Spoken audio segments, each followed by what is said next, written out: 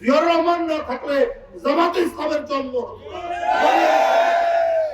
ইসলাম নিয়ে রাজনীতি করেন, ইসলামের প্রধান বিষয়টি হচ্ছে অঙ্গীকার রক্ষা করা, ওয়াদা রক্ষা করা। সমস্ত রাজনৈতিক দলকে উন্মুক্ত করে দিলেন, খবরের কাগজ পড়ার অধিকার উন্মুক্ত করে দিলেন, মানুষের সকল অধিকারকে তিনি প্রতিষ্ঠা করলেন। জিয়াউর রহমান আপনারা না, বরং আজকে আপনারা টেলিভিশন খুললেই দেখতে পায়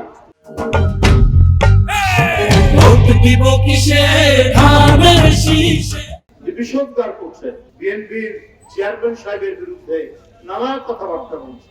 কিন্তু আপনাদের এতটুকু মনের মধ্যে কৃতজ্ঞতা বোধ নাই, জিয়াউর রহমান না থাকলে জামাতে ইসলামের জন্ম হতো না।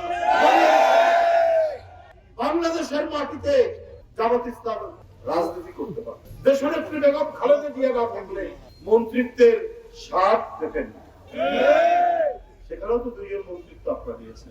এখন বলে সেই আল জাজিরার সাক্ষাৎকারে যে না, মেয়েরা আসতে পারবে, এমপি হতে পারবে, কিন্তু সর্বোচ্চ পদে যেতে পারবে না, মানে জামাতের আমির হতে পারবে না, রাষ্ট্রের প্রধান হতে পারবে না। তো আপনারা, আমি শুনি যে অনেকে বাড়িতে বাড়িতে যান, এটা কি মহিলাদের অধিকার রক্ষার বিষয় হলো? আর একজন মহিলা সে কেন দলের প্রধান হতে পারবে না?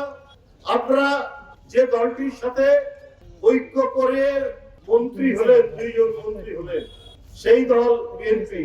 ইসলাম নিয়ে রাজনীতি করেন, ইসলামের প্রধান বিষয়টি হচ্ছে অঙ্গীকার রক্ষা করা, ওয়াদা রক্ষা করা। চলতে হয় সিরাতুল মুস্তাকিম, সরল সোজা পথে।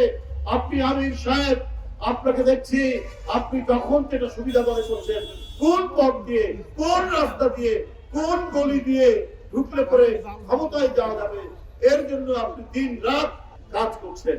কিন্তু আপনার এই কাজের মধ্যে মানুষের কাছে ধরা পড়ে যাচ্ছে আপনাদের আসল চরিত্র, আপনাদের আসল